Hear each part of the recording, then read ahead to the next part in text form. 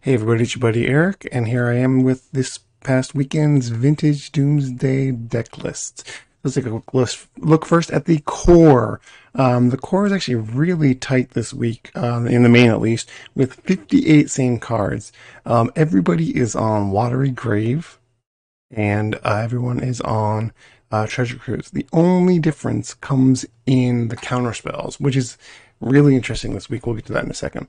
But I think the reason Treasure Cruise and Watery Grave have been so big is mostly because of the bug influence. We need to draw cards.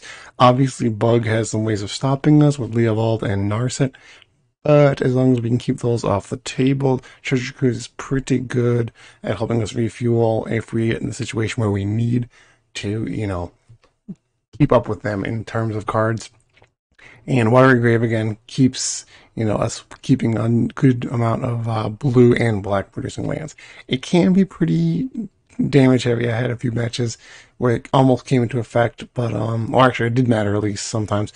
But I still think it's the safest. We might have to end up turn, fetch it sometimes, or just slap that 2 and then daze and then take another 2. It hurts, but sometimes we just have to do it. And the only 2 cards that were the same this week was 2 copies of Steel Sabotage in the side. This was really interesting because we'll get to that in a second, but I was really surprised about that. Let's look at the main cards first that are different. I Draft the Beats once again showed up 3 times this past week. The only thing different, of course, is they're packing extra days instead of Force of Negation. Mystical Dispute was in all of us except for INF, who was playing an extra copy of Days instead of that and still had the Force of Negation. I had the Force of Negation and Mystical Dispute, which is the classic setup, but looking at the Jig is Always Up, they were packing Pact of Negation. Now, this is really interesting because it does not see a lot of use in Vintage as far as I'm aware of, especially except for decks like Belcher and the Spy decks and stuff like that. But they're running Pact of Negation mostly for Endurance. I actually spoke with them for a little bit on online, and their thought process was to go basically how Legacy is taking the Endurance playing decks by having Pact of Negation just to draw into and just stop it stone cold. Let's look at the sideboards, which is really interesting this week. So first of all, we have Jig replacing Leyline of the Void with Pithing Needle. Thought process was that mostly instead of Dredge, we're seeing Hollowvine or Hogak decks right now, and Leyline of the Void isn't that great against them, mostly because of Hollowvine itself, and just basically trying to get Pithing Needle and put it out on Bazaar of Baghdad.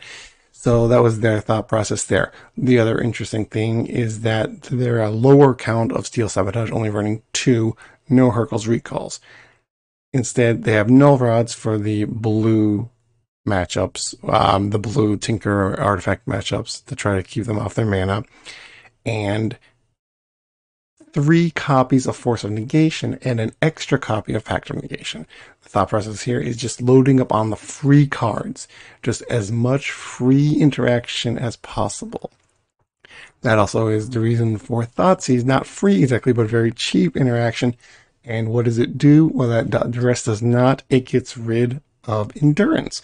So that was the thought process there. Everything else is fairly standard. I Draft the Beats again on the exact same 75 as far as I could tell. I did not notice any other differences.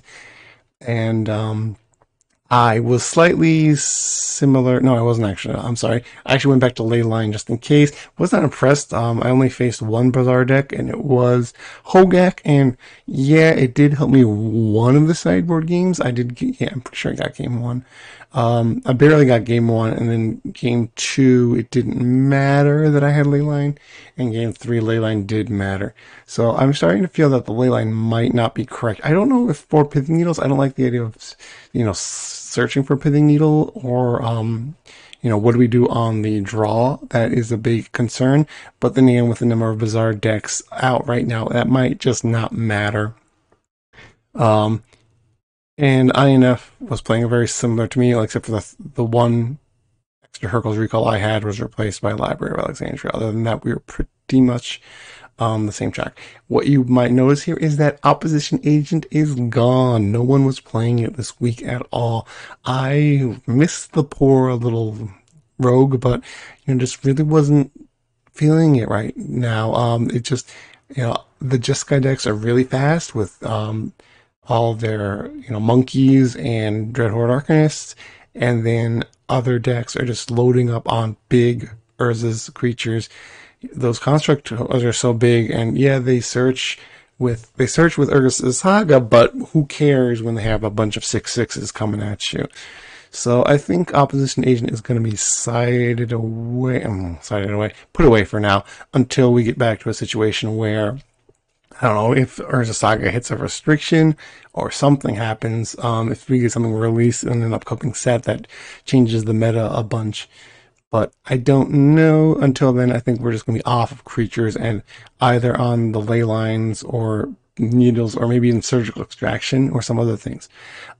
Two fatal pushes felt a little thin, but I think Tabernacle might have to go as well, just because, well, Jig also said that it just doesn't feel that good against, the Blizzard decks that are running actual lands.